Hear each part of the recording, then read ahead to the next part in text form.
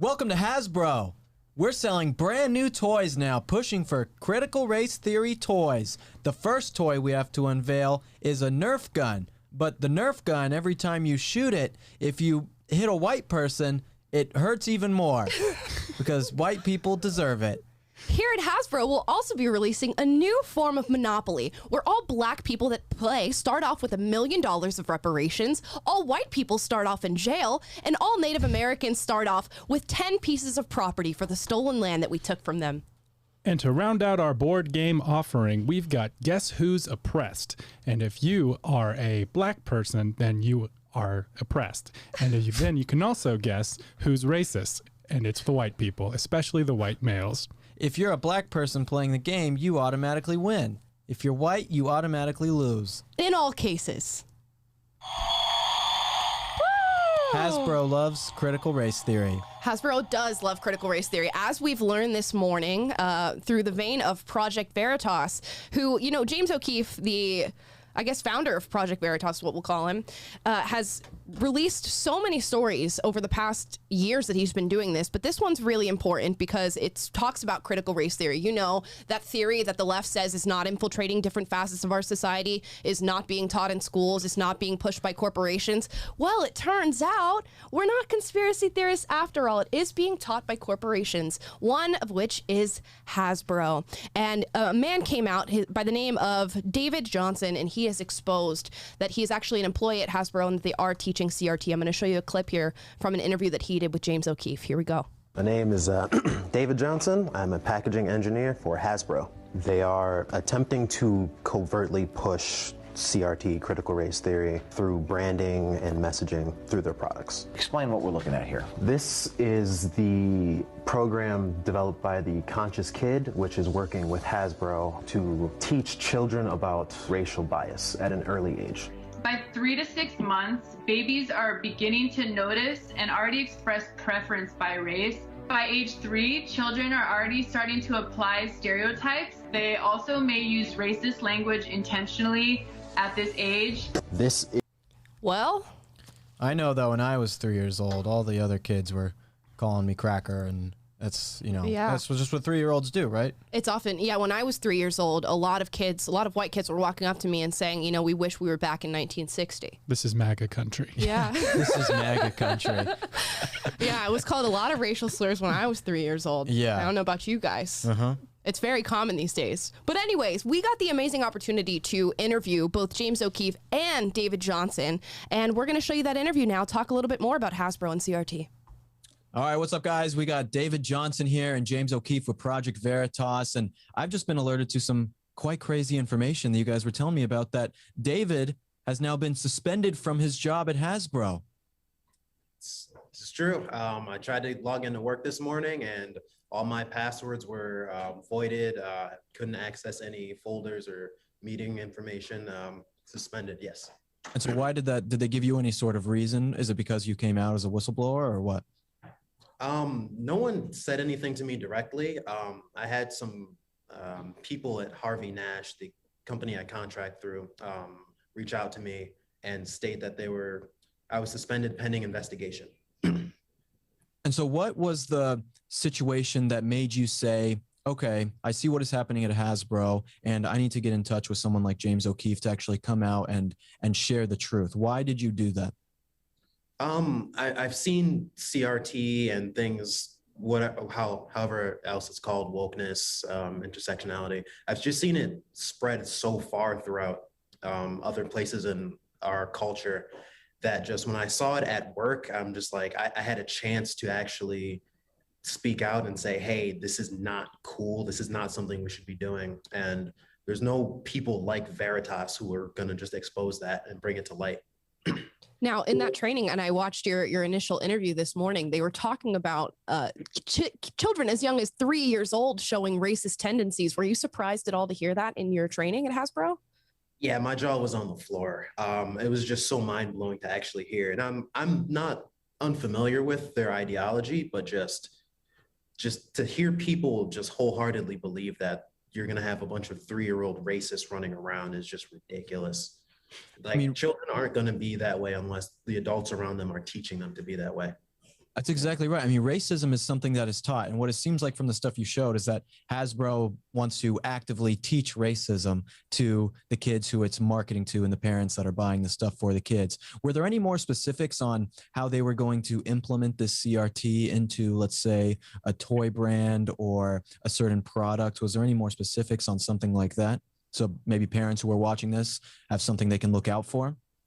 Nothing too specific. It seems like at Hasbro, it's kind of in its early stages.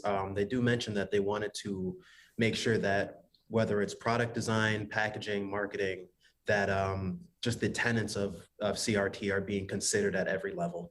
Now, James, I'm sure you weren't surprised by this at all. You've been doing work surrounding this issue for years. What do you think is the overall plan when it comes to CRT? Well, I think this is an area where we just sort of been hearing about it, but I think it's important for people on the inside to blow the whistle. People inside education, people inside companies. I don't know what the plan is until we hear it from their own mouths, but it's certainly, people don't mess around when it comes to their kids. So hearing a toy company talk about 6-month-old, 2-year-old kids viewing everything through the prism of race, and hearing my new whistleblower friend here, David, tell me that he was inspired by the legacy of Dr. Martin Luther King. It was pretty profound and moving to such a degree that it inspired other people to reach out to us in the last 24 hours, including another person from Hasbro. Oh, wow. So Nice. what you have is effectively a movement of people that are more passionate about what's happening on critical race theory than a regard for their own personal sense of well-being or their own career. I mean, David, when I met David, what was remarkable is he said he's an engineer in packaging science, and he went to Rochester Institute of Technology, a very good school from Rochester, New York. And he sort of disregarded his own welfare for his own career because he felt people needed to see it. And he recorded that presentation immediately. So I think they fear him more than he fears them. And that's pretty a remarkable thing. It's what journalism is all about. Because they fear you more than you fear them, do you see this as, and I guess, James, you can also answer this as well, just in a more macro level, do you see that this is actually doing work that maybe Hasbro is going to switch their practices or switch their policies? And James, are you seeing it that around the country, more corporations and schools and things are switching up the things they do because they, don't want to be caught in the act, essentially? Well, I've seen that the companies are, it's a good question, because on one hand, what journalism, what we're doing here is effectively showing you what they don't want people to see. But on the other hand, Hasbro they did issue us a statement initially, and they sort of stood behind what they were doing. So what are your thoughts, David? Yeah, I've seen a lot of companies come out when they're exposed about this, and not just like big corporations, like schools as well. A lot of them have been kind of doubling down on the critical race theory. I'm not entirely sure why, especially when they're getting a lot of pushback, especially from parents. I would hope Hasbro would not continue to push CRT, but I have no way to tell for now. It seems like most of them, like when we're talking about the CRT stuff, they try and play it off and say like, oh, this isn't really happening in your schools. Oh, it's not that big of a deal. Hasbro doesn't want to sell CRT toys. And then in a month from now, they're going to have a transformer that goes from white to black as their new CRT toy. This is like, it's all under the radar that they try and say, oh, it's not that big of a deal, but they're really doing it right in front of us and then try and change the language. Do you see that now because people get caught in the act or exposed, that they're changing the language about the things that they profess? Absolutely. There's so much gaslighting about it. Every time they come out and they're caught and they're like, oh, we're not actually teaching CRT. They're just pushing the principles of CRT. So they can kind of get away with like a linguistic manipulation. But when it comes down to it, they're practicing CRT. And that's what I wanted to speak out against. Yeah, and the truly evil thing about CRT is that they think they're helping people that look like you and people that look like me, and they expect you to just sit there and be silent and take it and nod your head. What has the reaction been beyond getting suspended? I know you said in your initial interview that your parents don't even know that you're doing this. They know now. No. I've been getting a lot of just great feedback from so many people, even people within my family. Everyone's saying how just brave and proud. It's surreal.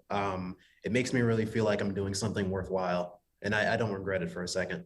Oh, that's great. That's what's so good that I tell people all the time. And this is, I'm sure, James, you can attest to this as well with the people who come forward with you. People are so scared to come forward or say something about how they feel or what they believe because they think their life is going to get so much worse. But in a lot of ways, your life gets better. You are a more free and liberated person by coming and saying the truth than you are being someone who lives in the shadows or doesn't actually say how you feel. Well, you just said it in a better way than I ever could. Charlie Kirk and I were talking about this yesterday.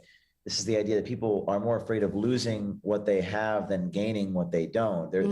Most people are very afraid of losing what they have. But you begin to realize that in this life, this is going to sound a little metaphysical here, but we want something to mean something after we're gone. We're all going to fall to ashes one day, to quote Eric Cochran, the Pinterest engineer that you met, which is what he told me.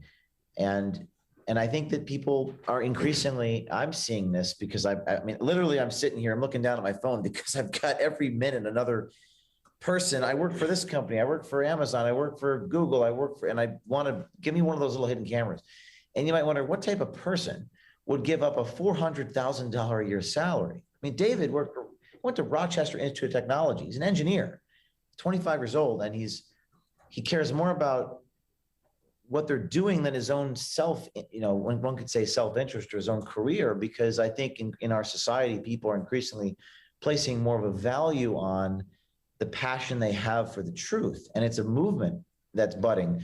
But these companies are doubling down. I mean, Hasbro's kind of doubling down. We stand by, but we're forcing them to. And I think the goal of this project, the goal of this movement, is to decrease the difference between what we're told and the reality as it is, because they're always trying to hide stuff from us. And as we can decrease that reality, we're going to convert more people to the truth, because there's only one truth, Will. You can't change reality. I said on stage yesterday, I said, freedom is the freedom to say that 2 + 2 = 4. And if that is allowed, all else follows. So it starts with people like David. I think it's the most inspirational thing I've ever seen. My producer and I were talking about that. It was profoundly moving to hear what David has to say. And there's going to be a lot of people that now have the permission to do what he did because he's done it. And he's shown that it can be done. And there's life after Whistleblower. That's great. I want to go ahead and say big thanks from both Will and I and everybody who watches our program to both of you. Not only you, David, for speaking out and telling the truth, but to you, James, for giving him the platform to do so. How can people support you, David, and how can people support you, James? There is a Give, Send, Go setup for people who do want to support me monetarily. Any donations are greatly appreciated. And then Veritas, Veritas tips at protonmail.com. I think I got that right. Yes, that's right. Reach out if you are inside a company and you see something that's wrong. Like it's scary, but like you can do it. You'll overcome it. You'll become stronger. You'll be free after. You can speak the truth. That's great. And these stories can be very harrowing for people to hear, to find out what's really happening behind the scenes, but it's good that you have a hopeful message for them. And James, you have a new book out that's now for pre-order. Can you tell us about that? Yeah, this is all the proceeds from this book go to Project Veritas, but I actually shared with you the first chapter. Yeah, the first chapter of the book is about suffering. People say, "Oh my goodness, that sounds like a sad book to read."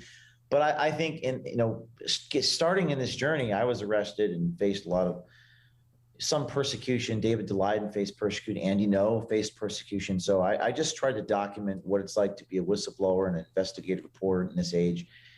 And it's a hopeful book because it talks about this arc where you start out and this is out in January, but it's just on pre-order now. Mm-hmm. And I talk about what it's like to be a whistleblower and what it's like to face retribution. David has been suspended an hour ago from Hasbro, right? But if you listen to his voice, he's hopeful. And they have to go through me to get to him, essentially. They have to go through my organization to hurt him, so they can't hurt him. And what begins to happen as more people like David, and it's ironic that your name is David, by the way. I think it's fate. It's fate. Because David assumes new strength as Goliath is attacked on all sides. And as David does what he does, he creates 5 more Davids and creates 10 more Davids and 20 and 60 and 100. I'm not exaggerating. We literally have over 100 of these people all over the country. And as that happens, it's kind of jujitsu. The oppressor becomes the oppressed. The people promoting critical race theory are the ones who are on the run. And the hunter effectively becomes the hunted. And it's very counterintuitive to most people because people are constantly whining and bitching and complaining about all the problems. What do? I can't do anything. Well, maybe if you actually did what he did, you'd actually start solving the problems in society because he did it. And by doing it, he gives other people the permission to do it too. And that's what's happening. And I don't think people, that's what this book is about. I just wrote an academic book about that process. Mm-hmm. David assumes strength as Goliath is attacked on all sides, and the hunter becomes the hunted. And that's how we're going to solve the issues in our society, not politicians. Politicians are downstream from culture. Politicians can only do things that they have the political capital to do once given that capital by the people. So it's really a mass movement of truth tellers that we need if we're going to have any functioning government in our republic. So that's the change that we need to see. That's what the book is about. Please order the book. All proceeds go to help our whistleblowers. Amazing. Yeah, no, I just hope that Hasbro doesn't challenge you to a dance battle anytime soon, because then it'll be they would lose really that over. Hey, it's really good to have both of you guys on. I appreciate it, and I hope to have you guys on again soon. Thank you so much. Thanks, Will. Yeah, what an awesome interview. What a cool thing to be able to do, and we caught them so fast. I mean, the story is just breaking today, and it's just crazy to think about how CRT has literally overtaken everything in our society. We were the first ones he talked to. After David lost his job, got suspended from his job, he came on because he got onto the interview a little bit late, and then came on and was like, yo, we are handling David's suspension. And I was like, can we break that on the show? He's like, yeah, so we are the first ones to do that. Let me just, we're a breaking news organization. What can I say? First, you heard it here first. Not tooting my own horn, but yeah, if there was one handy. I want to say you heard it here first because every single weekday, 2:30 p.m. PST, that's 5:30 p.m. Eastern, Amala and I are live here on PragerU Facebook and PragerU YouTube. Make sure that you're subscribed to our channel. Make sure you hit the bell notification on YouTube so that you get notified when we go live. And just know, 2:30 p.m. PST, that's 5:30 p.m. Eastern, every single weekday. We're going live talking about culture, politics, and everything else. Right. I like that interview ended with a very, very hopeful message. But in honor of our show, and the way this thing goes, guys, we're going to give you a story that's not so happy. And this is a post out of Breitbart. I'm going to show you here. Leanna Bloom becomes Sports Illustrated swimsuit issue's first trans cover model. Gonna be honest, it's pretty hard to tell that was a man. There's some masculine features. No, I'm sure if I met him, I would be like, okay, yeah. Right. In this picture, like if you're just walking in the airport and you're like about to get on a flight and it's 8 a.m. and you're like, I need some 8 a.m. reading on my plane, so you get the Sports Illustrated swimsuit edition. Yeah. You would potentially not know that is, like, I don't think you would know. That's very strange to me. I don't like that. I know that makes it terrifying for a lot of people. It is terrifying, and the hard part about this for me is that again, it's taking away from women. And I say this all the time. What does it mean to be a woman anymore? When we've blurred the line so much that a biological man can be on the cover of Sports Illustrated. It's yet another piece of ground that they've taken from us, and that we have conceded to them. So it's very unfortunate. I remember I think it was 2 years ago for the Sports Illustrated swimsuit edition. We were at the airport and we picked it up because it was me and my buddy, and we didn't really have much else to do on a flight back, and so I got it. And even then, 2 years ago, I mean, they were doing all the woke stuff. There was a very large model, an overweight model. I think there was like a disabled model, and kudos to these women for breaking beauty standards, doing whatever you like. But let's be real. These magazines are made for men to look at and say, hey, I want to look at hot women and pictures of boobs. And that's why I bought this magazine. Is that not why? I mean, that's why You're not wrong. That's why you buy You're the not magazine, wrong. okay? You aren't buying this for the articles, okay? No. You're buying this because you want to see hot women. And so you put a trans person on the cover and you put overweight women in it and disabled people. It's like You can do that. You can pander to the woke mob, but the main audience that you have been trying to hit for years and years, you are turning them away from what you're doing. So I don't think this is going to be a very good financial decision for Sports Illustrated to do something like this. So more power to them if you want to do that. But just know, men don't want to read this. Right. Men don't want to look at pictures of someone who is a man. Victoria's Secret just did the exact same thing, too. They Yeah, do. exactly. It is a testament to the downfall of the argument saying, oh, well, what does it matter? It's just this one thing. It was just bathrooms. It was just women's sports. It was just the Emmys. It was just women's pageants. It's just Sports Illustrated. It's just Victoria's Secret. Every time that we concede ground, you give an inch, they take a mile. Well, they say it's not that big of a deal. They say it's not that big of a deal. This is what I talked about on the show on Friday. It's not that big of a deal. Well, it's like, if it's not that big of a deal, then why do you care so much? Huh? Right. Why do you care so much? If it's not that big of a deal to have one on, then why don't we just say, okay, it's not that big of a deal, let's not have them on. Right. It's only a big deal to you, leftists, when you don't get your way. It's a big deal to you if you don't get your way, but if we don't want your way, then it's like, oh, why are you making such a big deal about it? It's just one trans person on the cover, right? That's what men want to see. Because they know what the ultimate goal is, and the ultimate goal is to rearrange what it means to be a woman and what it means to be a man, and rearrange biological science, because now everything is on a spectrum, and you can be whatever you believe that you are in your mind. And when that's not the case, and you try to say it's not the case, they go, oh, well, why are you making such a big deal out of this small thing?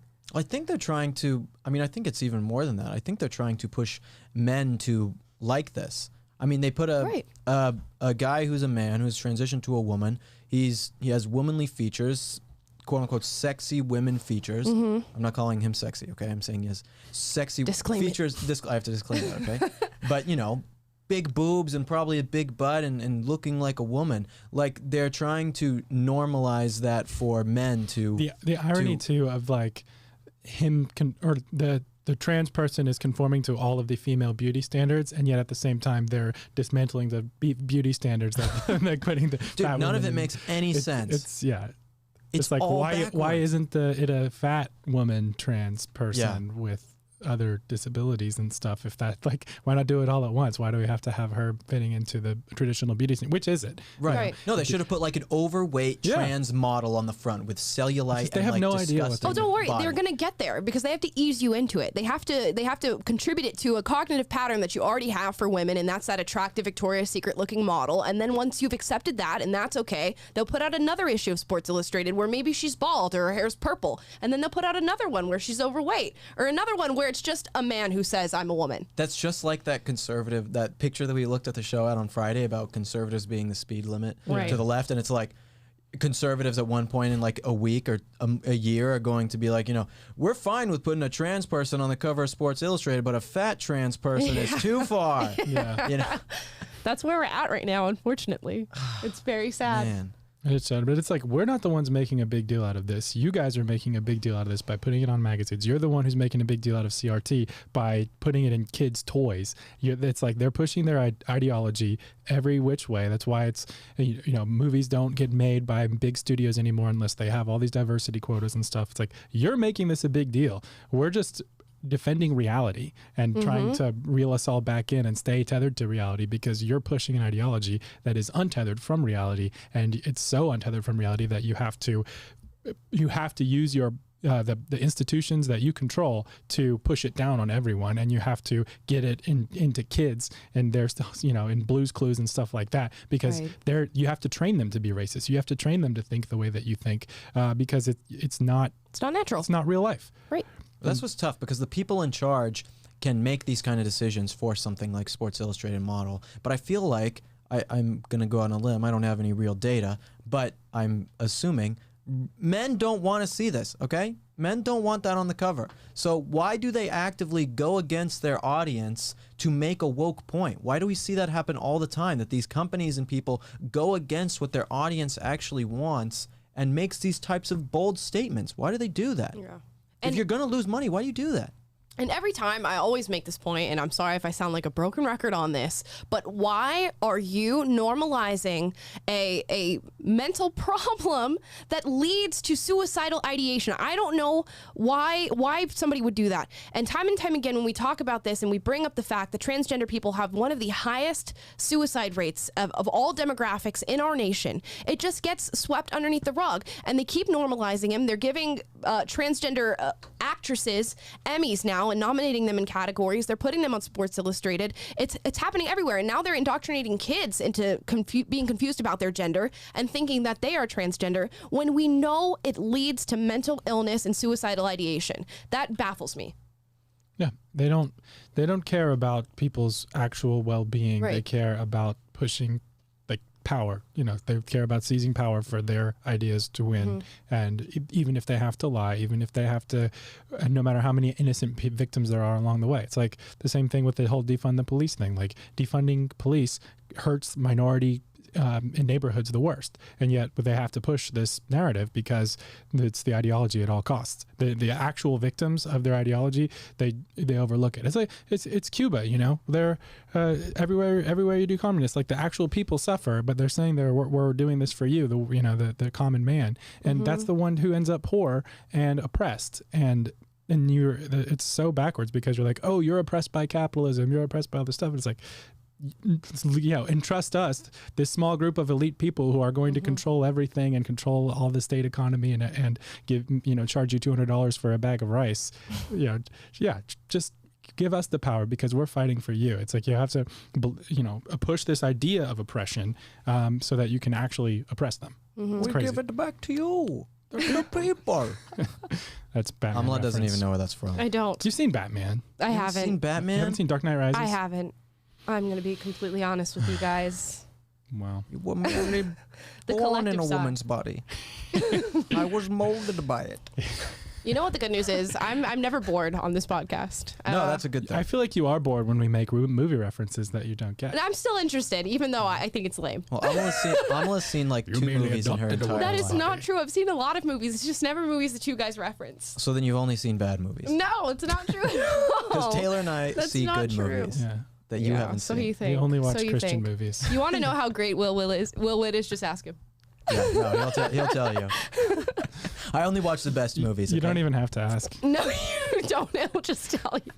Yeah, I'll just tell you. you. Or you can just see it. Wow. You see it in action. See it for yourself. Now you No, interrupted I am much more modest in person. No, you're not. I am somewhat. Come again? Let's just keep moving. All right, fine. Okay. Well, yeah, you kind of interrupted my segue. I'm just going to say I'm never bored on this podcast, which leads me to the next segment, which is an article out of the Washington Post talking about boredom and its link to mental illness, brain injuries, and dysfunctional behaviors. Now, Will, you put this on the doc, right? You're the one I who put this sent on the doc. Yeah, I sent this today. It's actually a super interesting read, and I'm not going to go into everything that's in this article because it is quite extensive, but they talk about the link of boredom to mental illness, self-harm, suicidal ideation, a slew of problems that you can have. And we live in an increasingly bored society, wouldn't you say? Yeah, I posted this a while ago, or maybe a couple weeks ago. I don't know. I said only boring people get bored. That's an incredibly true statement from me. My own statement that I published Just ask before him. anyone else said it. Just ask him. I'm really quite modest, okay, guys? I promise.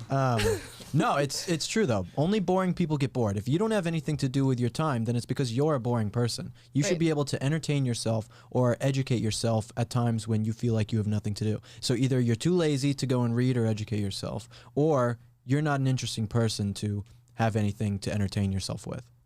And I mean, there's that. I think you can have what's laid out in this article as something called boredom proneness, where you are just a person who is biologically more prone to getting bored. But we also that a live. real thing? It is actually a real thing. Are you sure? Laid out. This is like one of those things that people say, oh, you have like all these different stresses and now we have to give like people medications for all this stuff. I'm just It's citing like, the are they going article. to start giving I don't medications know. out to people who have boredom? No. But what we That's can stupid. speak to is the fact that we are in a society that is making this worse with the overstimulus of social media and phones and technology. And what can happen is that we are so used to the instant gratification of using our phones, of being on social media, of buying and getting whatever we need at any given time, that regular stimuli, which we experience out in the real world, is no longer enough to keep us engaged as human beings.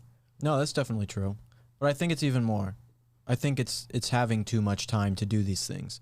Yeah, well, I'm going to talk about a study that they did in this article. And it's a study where they had a bunch of young men and women. They put them in a room with no stimuli for 10 minutes. And with them was just a button that administers a mild electric shock. Now, when given the opportunity to self-administer a mild electric shock with the button, 76% of men and 25% of women pressed it at least once to help them pass the time.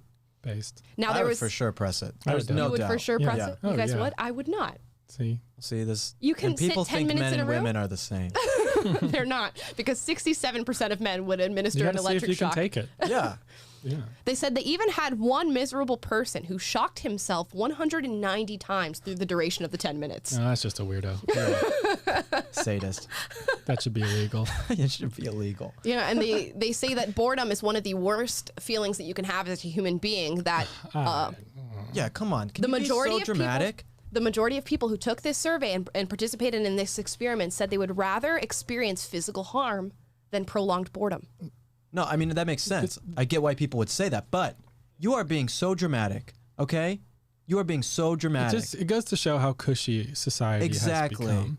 That boredom, the absence of any demand on you of any kind, you can't handle it. And I think this definitely speaks to a deeper issue in our culture today, where the prevailing, like our culture, the prevailing ideology does not give people a source of meaning. And you have to, like, meaning is found in going from A to B. And if you're going nowhere, if you don't have any beliefs or any convictions about what's true and what's beautiful and what's good and what's worth fighting for, as Samwise Gamgee would say, there's some good in this world and it's worth fighting for. That going on that pursuit, that's your hero's journey. That's your call to adventure. That's trying to go out and make the world better and fight for that. And we and then, like, there's a proverb that says, without vision the people perish, or it's in scripture somewhere, but look it up.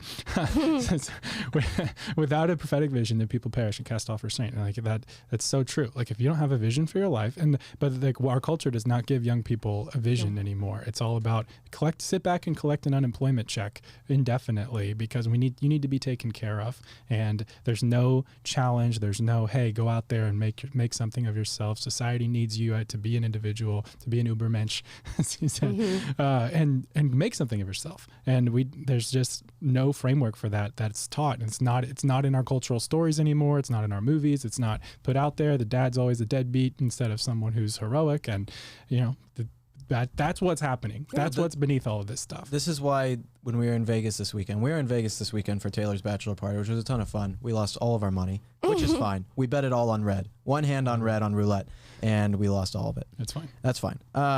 Anyway, it's fine.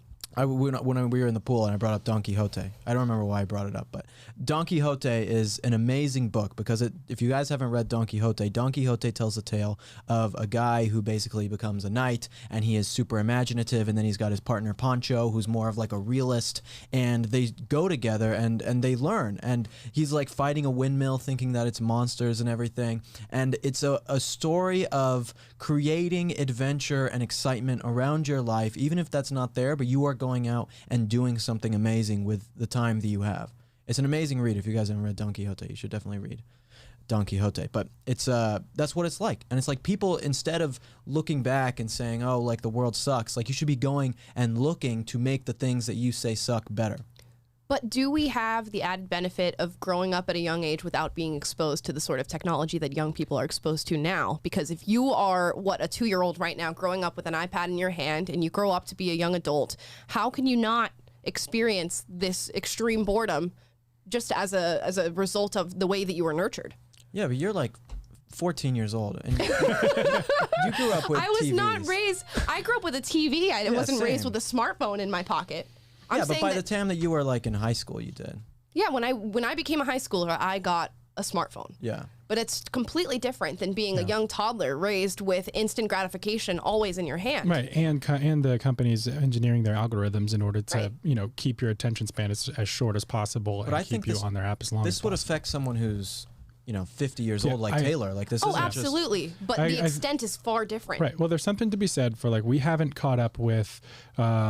Our culture is not caught up with how to handle, like, wisely the technology that we have. Sure. The technology has outpaced our development as a culture, and we're also too dumb, though, and no one has any wisdom to actually value not letting technology hack our brains. I don't think we really care. Yeah, I think I'm a little bit more pessimistic on it in that corporations are working actively that too. to disable that part of people's minds and to keep it's them in this brain fog of just wanting to buy and consume.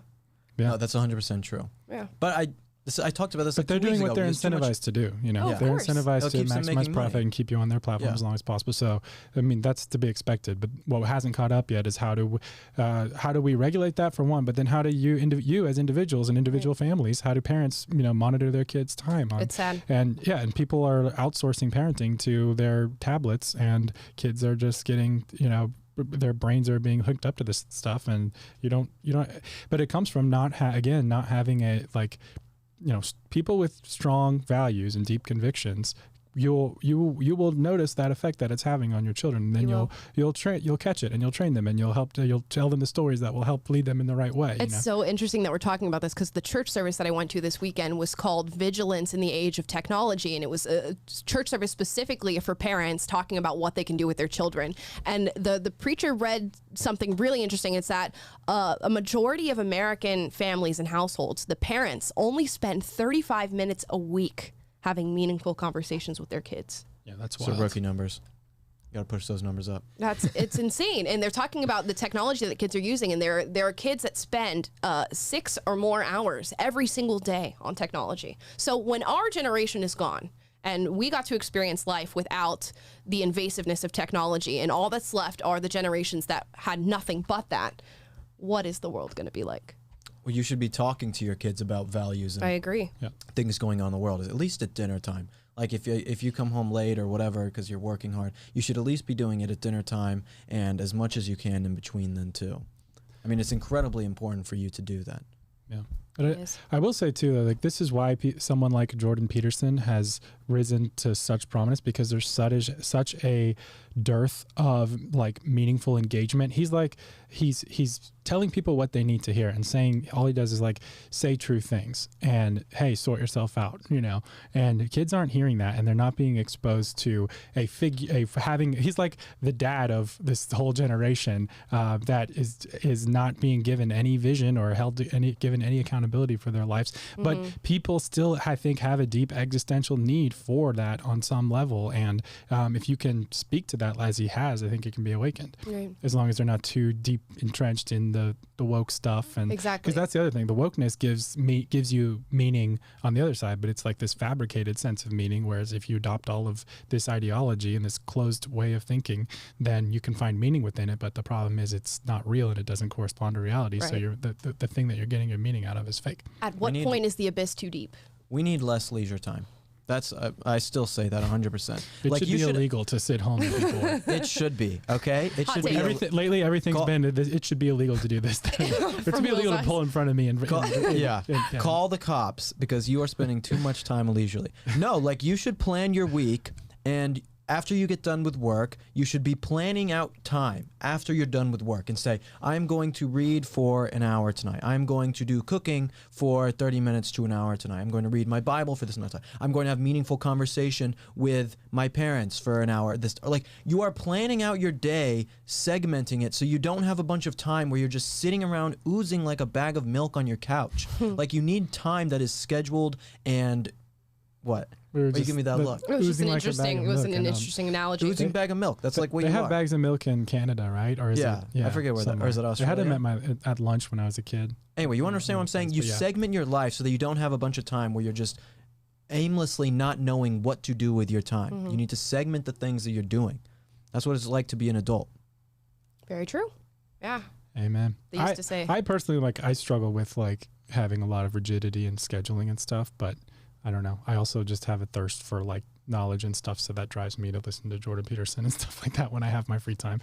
I'm always listening to podcasts. Some people do better with calendars and scheduling and stuff. Some people are not. But yeah, so the principle you're talking about is definitely like don't allow yourself this time to sit. Like, you have no excuse. You have access to like Ivy League education. Not that you'd want that these days, but like for free. You have the world is open to you. Go on YouTube and watch documentaries. Add some sort of valuable knowledge to yourself. And like we just did a Dennis Prager sat with Amala and did reactions to viral TikToks. Right. And as he was watching them, there's like some pretty innocuous stuff that's just funny, lighthearted entertainment. But he made a great point, was like, I don't have any like moral problem with this, but if this is all you consume all day, it's junk for your brain, and it's gonna lead you to be a bored person because you have no appetite. You've trained yourself to have an appetite for nothing but this, and you have no appetite for stuff that is actually of substance. Yeah. Also, no personality or something that makes you interesting. If you're watching the exact same things and looking at the exact same things and liking the exact same things as everyone else, what sort of difference do you have from any other person? Right? Well, that's why the left says, oh, it's because you're black or gay or trans. That's what they give you. They make you exactly the same mentally, but then they say, oh, you have these different intersectional benefits. You don't want to be different than people because of your race. You want to be different than people because of your ideas and interesting knowledge that you have acquired, especially wisdom. Wisdom is even more important than your intelligence by far. But you acquire wisdom through learning, through education, through trying new things, through taking risks, and through suffering. That is how you acquire wisdom. If you are too comfortable sitting at home on social media all day or not doing anything worthwhile with your life, not suffering, not putting yourself in risky situations, then you're going to be a boring person who is just like everyone else, who probably thinks that your skin color or gender orientation is the most interesting thing about you. Right. I'm going to cut this deep conversation for a minute to just talk about a super chat that we got. You always do this, I always Amala. got to keep us back on track. Walter sent us a super chat and said, Amala, do you like Lord of the Rings movies? I haven't seen them, so I can't like them, but Taylor and Will love them. That should be illegal. That should be, if you don't like be Lord in of the Rings, jail until she finishes watching Lord of the Rings. I'll work on it, guys. And then, who's your favorite character? Obviously, I can't answer that, but Will and Taylor, do you have favorite Lord of the Rings characters? Make this short, guys. Growing up, we need to segment this out. We don't. Growing up, my favorite was Legolas, just because he was the coolest and, shooting all the arrows and stuff. I mean, it was awesome. Nowadays, probably Aragorn, I guess. Aragorn? Aragorn. And Taylor? Isn't that like Aragon is like a dragon book? No, but it's Aragorn. No, it's not. Yes, it is. Aragorn, son of Arathorn. Anyways, look, I have intern Tyler knows, Scott Trust knows. me. No, Whoever I you don't guys, Scott, come show your face real quick if you want to. We can. Scott's a new guy. Good looking guy. I don't know. Will's probably a little threatened. He's got great hair too. I am very threatened. Anyway, he's gonna be on our team. Yeah, he's never allowed on the show again. But no, I would say Aragorn just because he's like he's the guy that has to like embrace his destiny, and he's I don't know. Yeah, he's the one to look up to. He's got the best story. Yeah, he's the one to look up to and say, "This is like my life." Gandalf's pretty awesome too, though. But he's like the old wise sage. Yeah, that's more like me. You're more like Frodo. Well, are you guys getting bored of listening to this, too? No, Boredom they is love bad. it. We did the Lord of the Rings thing. I know, and you guys loved it. We loved it, and the viewers, all of you guys loved the Lord of the Rings. I know you did.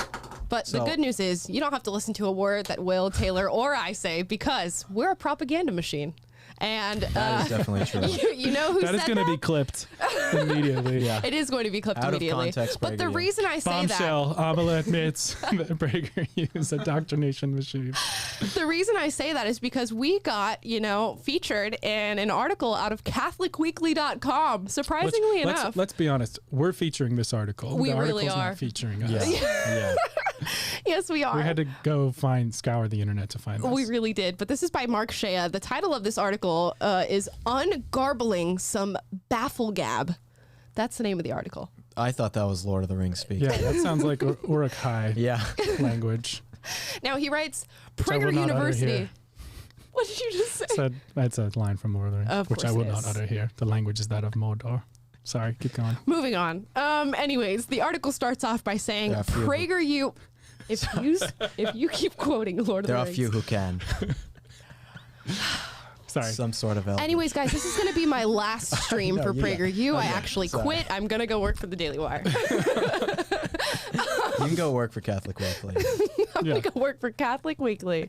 The article starts out, Prager University is a fake. It is no more a university than the discredited grift that was Trump University.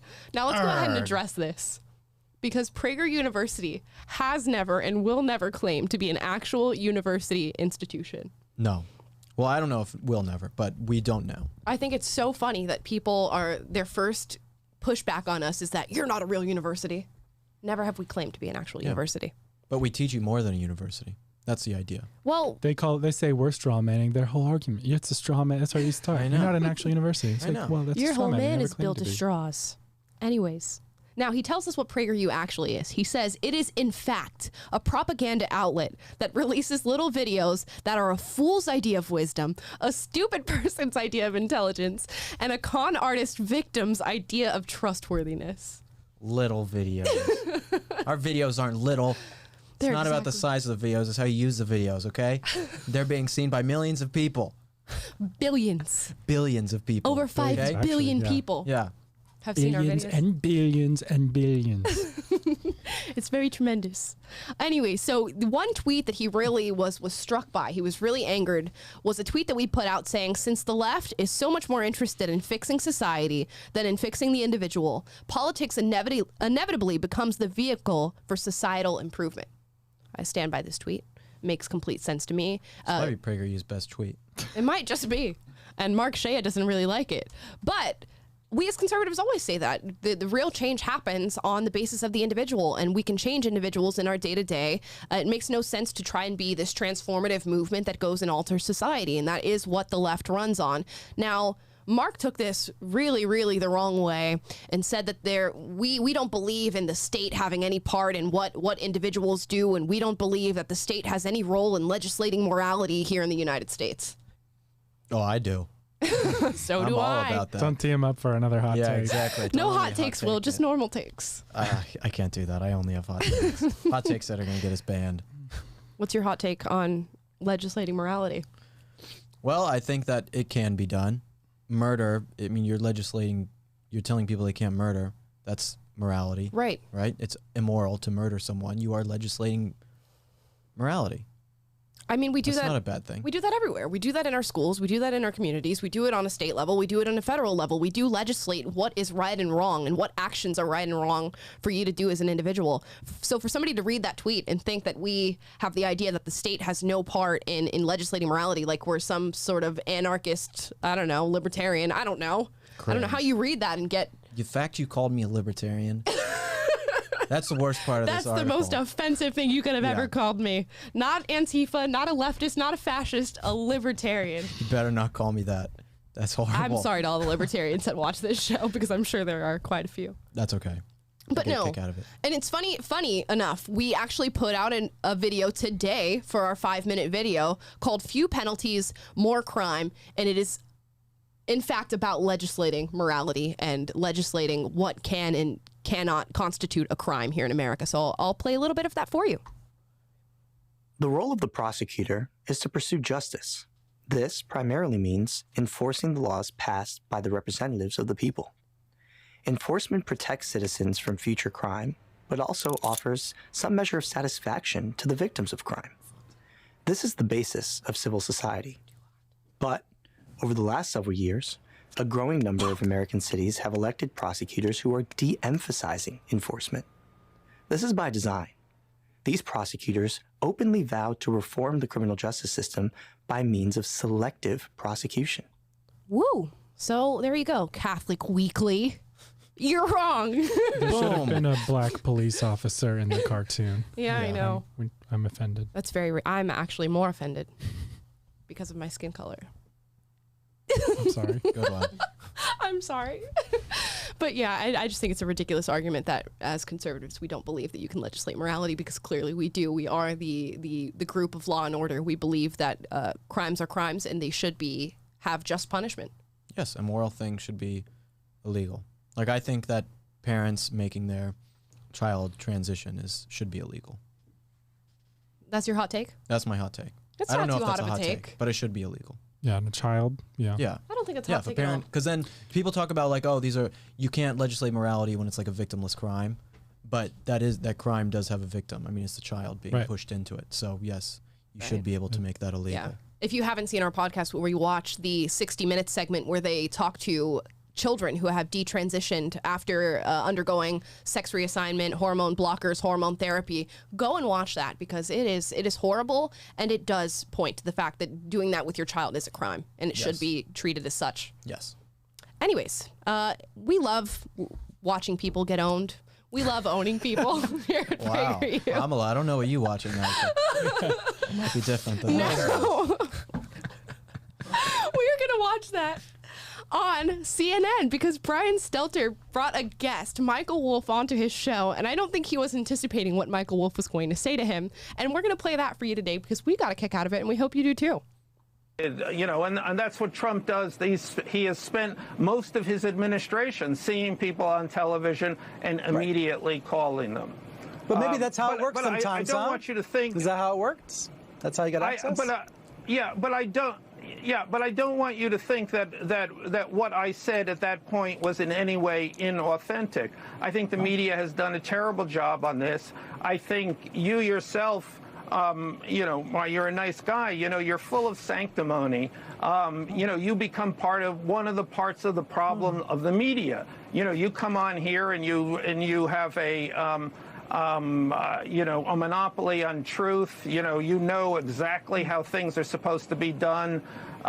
You know, you are one of the reasons people can't stand the media. I'm sorry. You're cracking me up. It's your fault. So what should I do differently, Michael? You know, don't talk so much. Listen more. You know, people have genuine problems with the media. The media doesn't get the story right. The media exists in its own bubble. That's true. I agree. You know, you got to stop. I mean, that last segment that I just had to listen to of all of the people saying the same old stuff. Also, you're incredibly repetitive. It's week after week. I mean, you're the flip side of Donald Trump. You know, fake news, and you say virtuous news. You know, there's we just figure out what is real. I mean, I'm listening. Well, figuring out what is real is not so easy, and right. You know, most people don't want to turn to Brian Stelter to tell us what's real. I'm sorry. Well, then why'd you bother coming on CNN a few times this week? You know, I'm a book salesman. Michael, I love talking to you. I'm grateful you came on. And I guess let's do it again in 4 years. Thanks. That's hilarious. I love Michael, that clip. I really love talking to you. Like, holding back tears. Like, oh, you could tell he was not anticipating that whatsoever on this interview. It was so awkward, man. You see. Why would you just sit there and like let this guy rip on you, and then you have all that time to think of a comeback, and he just was like, he just laughed. What should I do? Yeah, it's like I would have roasted the guy back. Oh yeah, you don't let him finish the argument. You gotta interject and be like, no, dude. Oh. Like, get your bald head out of here, man. I like how he asked him, "What are you doing on this show?" And he actually has to genuinely contemplate why he's on CNN. I know. Says, I'm just trying to sell my book. To be fair, no one's watching his show anymore. It is true. That's the worst. Well, that's what's funny is that show, like CNN, like Brian probably coming to them afterwards, like, you guys got to defend me. You can't let these people get on. And he's like, that's the most amount of ratings you've had in a long time, Brian. I think we're going to get more people on to just come and say horrible things about you. And you know, he makes a good point, though, that the media talks so much, and rarely are they talking about anything that's true or anything that is not simply their opinion. And that's what happens when people are pushing an agenda. They take a story, they morph it into what they want to say, and then they talk, and they give you these repetitive talking points. As he says, you are super repetitive. All you do is say the same thing over again, rather than looking at a news story, letting the people who are actually involved speak and letting the American people come to their own conclusion on it. I feel bad for him as an individual in that segment. Oh, do you? But not as a network. Right. I'm glad CNN is going down, but I feel bad for him as an individual in that segment. I don't feel bad for him. Anybody who can get the chance to get on CNN and expose them for what they're actually doing and call them out and say, this is what you're doing wrong, as somebody who's supposed to be a representative of truth and journalism here in this country, by all means, get on there and do it. No, I understand. I would embarrass do the same them. thing. I just, you know, embarrass it's so them. sad. It's so sad. What's sad is the state of our media. I know. So, I know. That's what makes me sad. Usually I'm the hard one, and now you're the one. Like, now I'm being the hard ass. Amala's savage.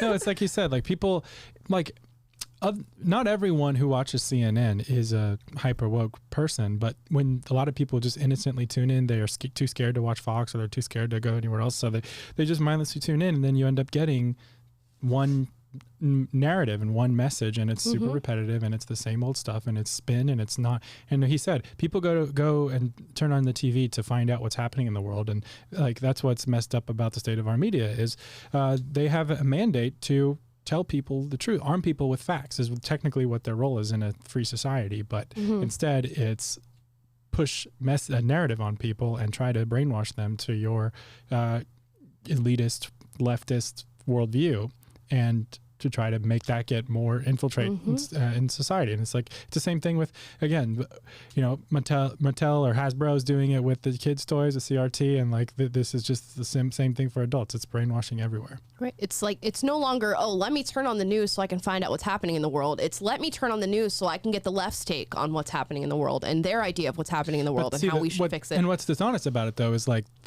they're not saying here's the left's take here. They're saying here is reality as you should understand it.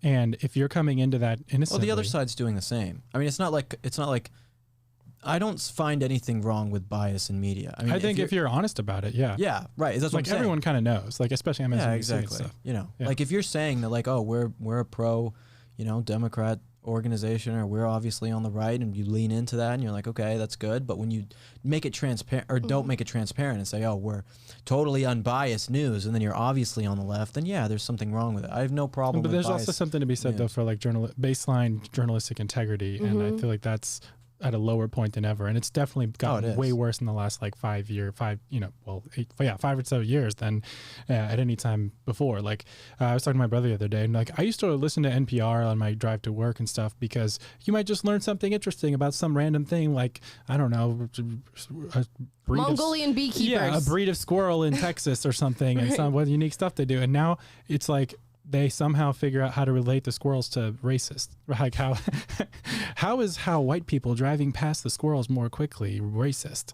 You know, they just figure out. So they'll bring on people to talk about like music or something. Then they're like, so how is your music racist? It's like the state of journalism has gone down a lot, and it's a very sad thing to see. And we should at least be able to articulate that, like, you know, there is an ideal to stray from. And like back in the day, people could actually trust Walter Cronkite and stuff because there was a measure of agreed upon, hey, we need to occupy the same reality so we can have intelligent conversations about things. And there's sort of this mutual understanding that like, okay, we're at least going to, you know, be honest and play by the same rules of saying true things and citing facts and not skewing everything. They take stories now and they sift out whatever is going to help them and further their agenda, and then they sell that to you as if that's the truth, and they throw out everything that didn't support their agenda, and it's very, very sad.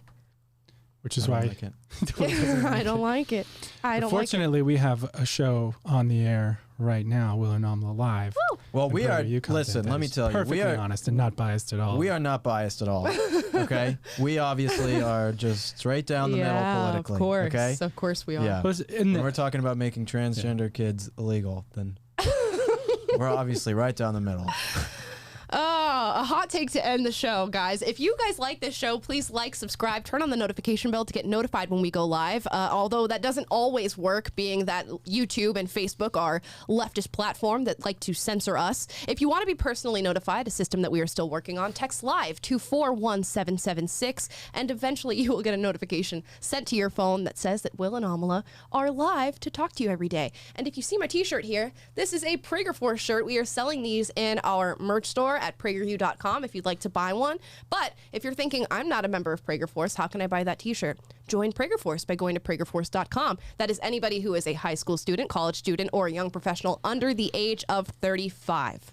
Yeah, that's about it, guys. Thank you so much. And if you don't get a text from PragerU about live shows, Amala in the next week has promised to text every person who submits their number a personalized message from her with the show link. Now's the time to shoot your shot, boys. Yeah, exactly. All right, here you go. That's not a thing. Anyways, bye, guys. Bye.